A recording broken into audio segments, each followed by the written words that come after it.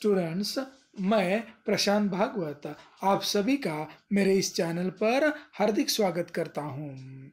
मेरे इस video guidance series के माध्यम से आप सब बच्चे 10वीं कक्षा के अंग्रेजी बुक के बारे में पढ़ रहे हो, सीख रहे हो। और आज के इस वीडियो में मैं आपको इन्फॉर्मेशन देने जा रहा हूँ। आपके एक्टिविटी शीट में जो क्वेश्चन है, क्वेश्चन नंबर 3 बी वाला, जिसे आप पहचानते हो एप्रिसिएशन ऑफ द पोएम नाम से।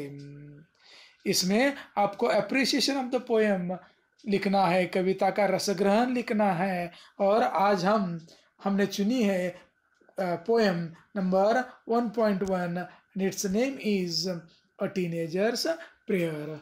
तो चलिए आज हम इस कविता के एप्रिसिएशन के बारे में कुछ पढ़ते हैं। आपके एक्टिविटी शीट में इस प्रकार से क्वेश्चन पूछा जाएगा।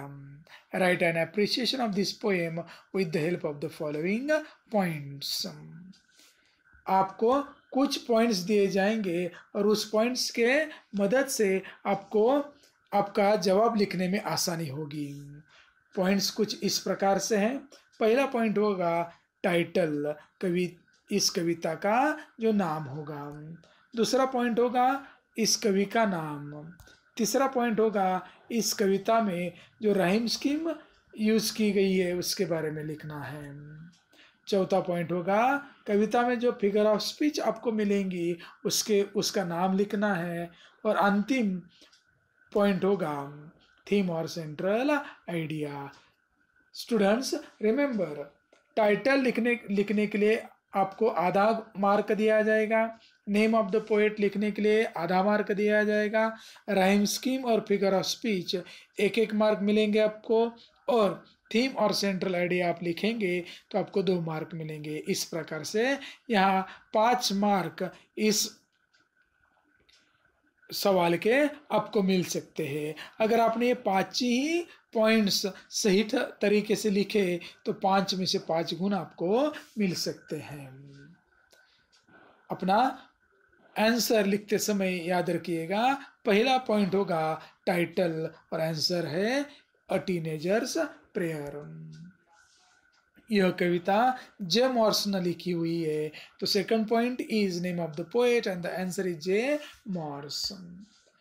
Third point is rhyme scheme and answer is A B C B. इस कविता में जो राइम स्कीम यूज की गई है वह है ए बी सी बी। इस कविता में अलग अलग फिगर ऑफ स्पीच आपको पढ़ने को मिलेंगे, लेकिन आपको एक ही अंतिमता लिखनी है एक्टिविटी शीट के जवाब के दौरान। और तीनों में से आप एक ही लिख सकते हो। और यहाँ पर संभावना है तीनों की, apostrophe, inversion and metaphor. You have to write just one name. अंतिम मुद्दा यहाँ पर होगा थीम और सेंट्रल आइडिया। स्टूडेंट्स, आपको इस कविता का रसग्रहण लिखते समय, एप्रिसिएशन लिखते समय यही जवाब सबसे बड़ा होगा। लिखते समय broad question and the answer will be like this. The theme of the poem is the confusion of the teenager about making the right decisions.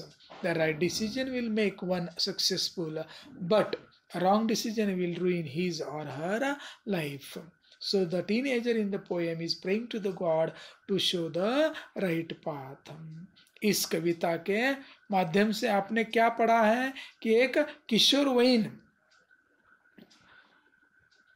है जो कि आगे के करियर के बारे में, योग्य निर्णय लेने के बारे में कंफ्यूज है। और उसके सामने ये सवाल है कि निर्णय कौन सा ले।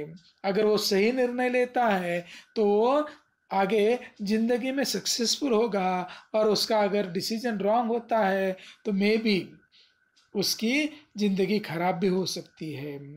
सो वो लड़का जो है वो परमेश्वर से विनती कर रहा है कि मुझे सही रास्ता दिखाइए। आपका आंसर इस प्रकार से होगा। 5 पॉइंट्स आपको कवर करने होंगे। अगर आप जब 5 पॉइंट्स कवर करेंगे तो your answer will look like this.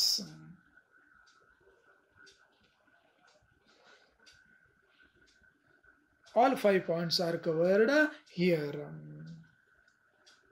Students, if you are finding my videos helpful to you, then like the videos.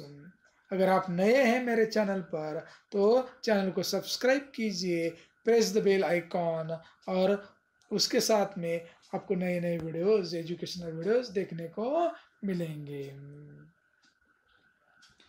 Thank you.